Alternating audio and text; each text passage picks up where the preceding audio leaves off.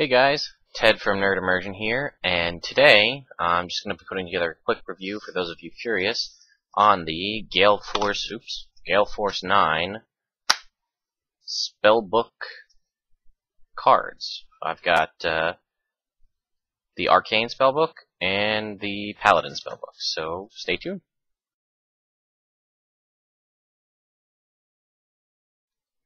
Alright, so these are designed for, get these up close, you can see this is just, got a little bit of the description of the cards on the back here.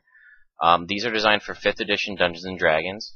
Right now, I believe there's the Arcane is out, the Ranger, the Paladin, and I'm not sure if the Bard and the Cleric and the Druid are out. But let's just kind of go through what we got here. So they each come in these individual little boxes, and it's kind of hard for me to show, but you can see how they stick. It's because these are very thickly, heavily laminated cards. And that's really good because, as those of you know, you got a lot of paper items on your table while you're playing, and then somebody's not paying attention, they go to grab a mini and they knock over Mountain Dew or coffee or beer or what have you, and you've completely ruined all of your character sheets, and if you have paper maps, it's a disaster. So, good thought by Gale Force 9 on these, making these heavily laminated. I haven't tested it out yet, but I would be willing to bet, actually, here we got a little bit of coffee here, and I don't know if you can see, there's coffee right on. I just put some, dabbed some on my finger there, and we'll just get a little piece of tissue here, just wipe this off. Yeah, and card not even phased. So what do you get? The Paladin one, you get spells, the entire Paladin spell list, which, as those of you who play Paladins know, is not that large. But one side shows the, see if you can get that, there you go, shows the spell level. So here's 1, this is 2, 4, and again 5. So you can sort these easily if you want to break them out by spell level, however you want to do that. And then the back side of these cards, let's see if you can get that, if that'll focus. So you can see at the top it says Bless, casting time 1 action, range 30 feet, components, verbal, somatic, material, duration up to 1 minute. And then it tells you right here what, it says the material, sprinkling of holy water, and then again the spell description, you bless up to 3 creatures of your choice within range. And then down at the little bottom section down here, which again is hard to get in frame, I need a better webcam, says it tells you what to do at higher levels. Because as those of you who play D&D 5th edition know, you only prepare 1 level of a spell, and then you cast it out of higher levels to have it, as opposed to caster levels in previous editions. So, for a Paladin, probably, or a Ranger, probably not the most useful thing, but I figured this would be easy for me. And also, again, some of the Paladin spells are shared by a Cleric. So, but if you are, if your group it's a homebrew game and you're not at an adventure league or anything like that, you may only have 1 player's handbook, and the DM may need it for something, or somebody else needs it, and rather than having to go, hey, can I get the player's handbook, and then flip to the back and find the Paladin spell you're looking for, and then flip to where this description is, and then, you have to flip back and forth between your character sheet to see what your saves are. You can just say, oh, well, I'm gonna cast, here's a simple one, Cure Wounds, and you just keep this card. I have Cure Wounds prepared, and then you can just look at the card and go right from it. Also, just thought of this now, pretty good way to figure out what just take out the cards, especially with Divine Casters. I'm going to prepare XYZ, and then rather than having to look at your character sheet to see which ones you've prepared, just have those cards out, and again, you could just stack them. These are all my first level spells that I have prepared. Same thing with spontaneous casters like a Ranger with your spells known. So again, Paladin levels 1 through 5. You have access to the whole list, just whichever ones you want to prepare for that day. And again, it'll save you the trouble of having to flip through your player's handbook. So that's the Paladin spell cards. Now, this is something that the Arcane is obviously much more robust. If you open this up, you can see it's 2 full decks in here, and this goes from cantrips level 0 all the way up to your level 9 spells. So, I mean, this right here is cantrips through 3rd level spells. Actually, is it all the way through 3rd? Let's find out.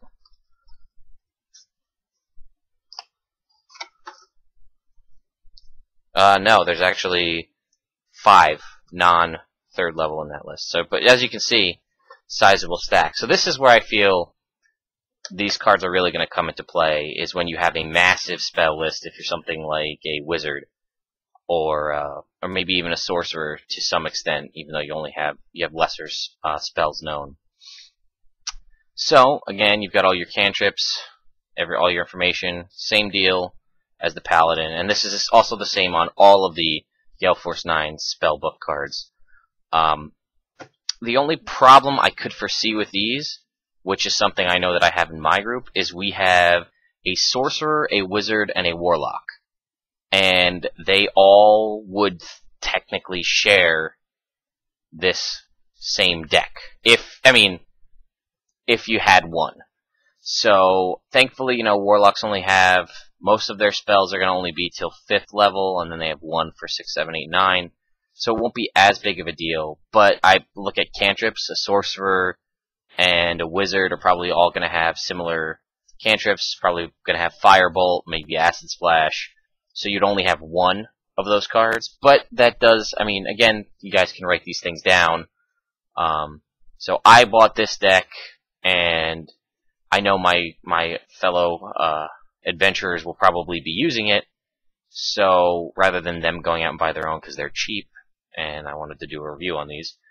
But again, there's going to be 1 Acid Splash. Who gets to keep it? So that's the only thing I would look out for. I left out Bard off this Arcane list because they gave Bard their own set of spell cards, and that kind of makes sense because Bards do have a kind of different spell list. And I don't know if it's going to cover. It can't actually any of the stuff that you would get from the extra spells that you get through the Bard class feature. Magical Secrets, I think it's called. So, anyway, again, same durable, laminated. But, yeah, I just figured I would do a quick review of these. I haven't actually played with these yet. My next game is in about 3 weeks before I'll actually get a chance to play with these. So, and thankfully, my Paladin is high enough level to actually have spells. So, this was just a quick overview. Let me see. I'll pull up the price real quick. They weren't too much to buy these, and I think the price actually changes depending on which you get. So there's just real quick 230 cards here in the Arcane spell box, and it doesn't actually say how many here in the Paladin one on their site. So here we go, gaming aids, and again, also check out Gale Force 9. They also do minis, they do maps. Most of the maps they have on site are for 4th edition, but I think that's just because they haven't updated it yet. They also are the guys that made the Firefly, the board game, so they have a lot of other cool stuff. Okay, so Paladin spell deck here, 44 cards, $7. That's really not that bad. That's also part of the reason why I got it, and that's, again, 44 cards. Your 230 card Arcane deck is $20. Ranger is 46 cards, also $7. Druid spell deck, 110 cards, is $13. The Bard is 120 cards, is also $13. And the Cleric, 106 cards, also $13.